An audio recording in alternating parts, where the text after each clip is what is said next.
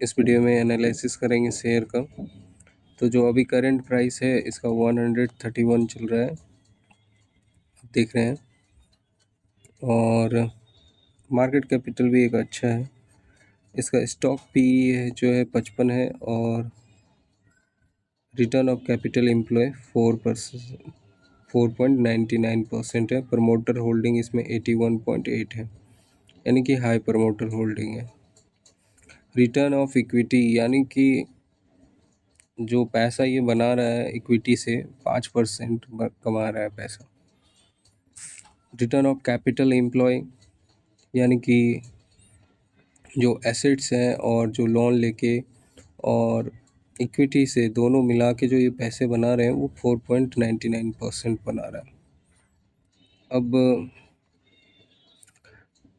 यहाँ पे जो इसका हाई एंड लो अगर हम देखें तो 1 ईयर का 170 गया था इसका, और लो है 63 रुपीज़। बुक वैल्यू यानी कि कल के दिन अगर कोई कंपनी बंद हो जाती तो आपको कितना पैसा मिलता है, तो बुक वैल्यू में अभी 35 रुपीज़ पर शेयर है इसका। तो डेब्ट टू इक्विटी आप देख रहे हैं कि 0 से कम होना चाहिए, बट यहाँ पे डेब्ट टू इक्विटी जो है 1.44 है।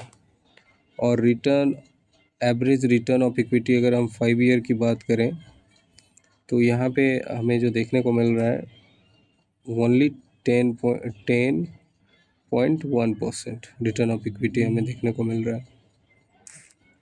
तो यहाँ पे दो चीज़ें, जो हमारा आरओई होना चाहिए मिनिमम 20% होना चाहिए 3 ईयर का, राइट। तो ये भी नहीं हो रहा है। तो रिटर्न ऑफ इक्विटी जो हमारा होना चाहिए मिनिमम 20% होना चाहिए, एक तो ये चीज़ फॉलो नहीं कर रहा है। और आरओसी भी तो हमारा जो है मिनिमम 5 ईयर का 20% होना चाहिए, या फिर 3 ईयर का। तो ये दोनों कंडीशन हमारे फॉलो नहीं कर रहे हैं। यानी या तो स्टॉक का प्राइस तभी मूव होगा या तो कंपनी अर्निंग कर रही है या लोग बाइंग कर रहे हैं बहुत ज़्यादा। तो सिर्फ कंपनी यहाँ पे देख रहे हैं कि बहुत कम अर्निंग कर रही है और बाइंग के वजह से प्राइस ऊपर गया। तो जब किसी को मैनिपुलेट या प्राइस करके अगर शेयर प्राइस को ऊपर ले जाया जाता है तो फिर क्या होता है, प्राइस रिवर्स हो रहा है। तो अभी लगभग 1 महीने से लगातार प्राइस इसका गिर रहा है। तो 160 रुपये से अभी देख रहे 170 रुपीज़ से गिर के ये 130 के अराउंड 131 के अराउंड आ चुका है। तो आपने देख लिया कि मिनिमम जो हमारा क्राइटेरिया होता है रिटर्न ऑफ इक्विटी 20% होना चाहिए, और ROCE return of capital employ ये भी में हमारा 20% होना ही चाहिए। चलिए देखते हैं। और अब हम इसके पीयर्स पे अगर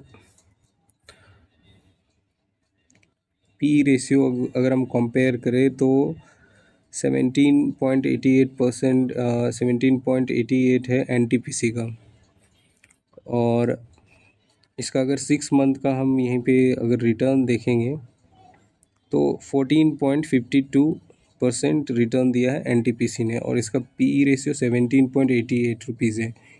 यानी कि प्राइस टू अर्निंग ये होता है कि यानी 1 रुपये कमाने के लिए आप कंपनी को कितना पैसा पे कर रहे हो। तो एनटीपीसी से अगर हमें अर्निंग चाहिए तो हम 17.88 रुपये दे रहे हैं 1 रुपये कमाने के लिए।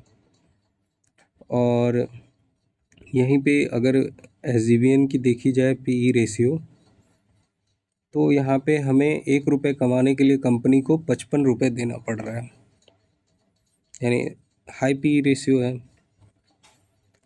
तो इसके लिए इससे हमें ये पता चलता है कि हमें ज़्यादा इन्वेस्ट करना पड़ रहा है और कोई हमें 17 रुपये में ही 1 रुपये कमा के दे रहा है। तो मेरे लिए लुक्रेटिव हो जाएगा एनटीपीसी की तरफ जाने के लिए। तो ये एक अच्छा हो जाता है। पी रेशियो भी आप कंपेयर कर सकते हैं। इसके बाद डेब्ट टू इक्विटी भी आपको देखना पड़ेगा। अगर हम एनटीपीसी से डेब्ट की टू इक्विटी देखें तो 1.48 है, और SGBN का अगर हम देखें डेब्ट टू इक्विटी, तो यहाँ पे आपको देखने को मिल जाएगा 1.44 है। तो डेब्ट थोड़ा कम है उस पे, SGBN पे। अब इसकी क्वार्टर सेल्स रिजल्ट में देखना चाहेंगे हम क्या क्या इसमें है। तो इसका सेल्स जो है सितंबर से 2023 में 878 करोड़ था, इसके बाद 543। तो यानी कि दिसंबर 2023 के बाद 24 में थोड़ा सा इसका गिरा है, सेल्स भी इसका गिर रहा है अगर से। और इसके बाद प्रॉफिट अगर हम देखना चाहें तो प्रॉफिट इसमें लास्ट क्वार्टर में बढ़ा है इसका। अब सबसे बड़ा बात है, अब हम इसका ना कैश फ्लो सबसे ज़्यादा देखेंगे।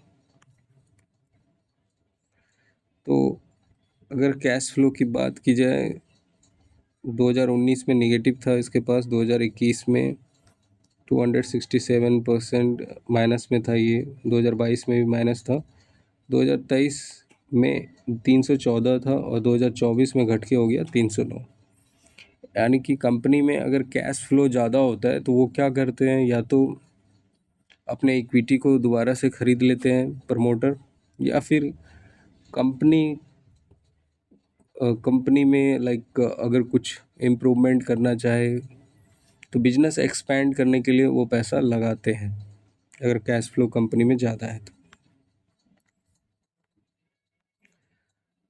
अब हम थोड़ा प्रमोटर होल्डिंग देख लिया जाए, तो दिसंबर 2023 के बाद जो है प्रमोटर होल्डिंग यहाँ पे SGBN की कांस्टेंट है, यानी कोई चेंजेस नहीं हुई है। अगर FI की बात की जाए तो 2023 के बाद FI ने भी यहाँ पे ख़रीदारी की है, लगभग मार्च 2024 के बाद जून क्वार्टर में इसका बढ़ा है। और DI ने मार्च 2023 दिसंबर क्वार्टर में 5% था, उससे कम कर दिया 3.36। फिर इन्होंने मतलब हर एक क्वार्टर में अभी देख रहे हैं कि मार्च 2000 जून में इन्होंने DI ने अपने पैसे शायद निकाल लिए हैं इसे। और बात किया जाए यहाँ पे तो पब्लिक यानी कि आम जनता ज़्यादा इंटरेस्टेड है। तो अगर आप किसी भी स्टॉक्स में पैसे लगाते हैं, यानी कि किसी भी बिजनेस में अगर आप पैसे लगाते हैं, तो सबसे पहले आपको एक बार ज़रूर फंडामेंटल देखना चाहिए और कैसा परफॉर्मेंस कर रहा है, क्योंकि आप बिजनेस में पैसा लगा रहे हैं, ना कि आप गैम्बलिंग कर रहे हैं। तो जब तक आपकी कंपनी कमाएगी नहीं तो आपको अर्निंग नहीं होगा। तो हमें यहाँ पे ये देखने को मिला कि DI की होल्डिंग थोड़ी घटी थी, 5 से यहाँ पे 3% हुआ है।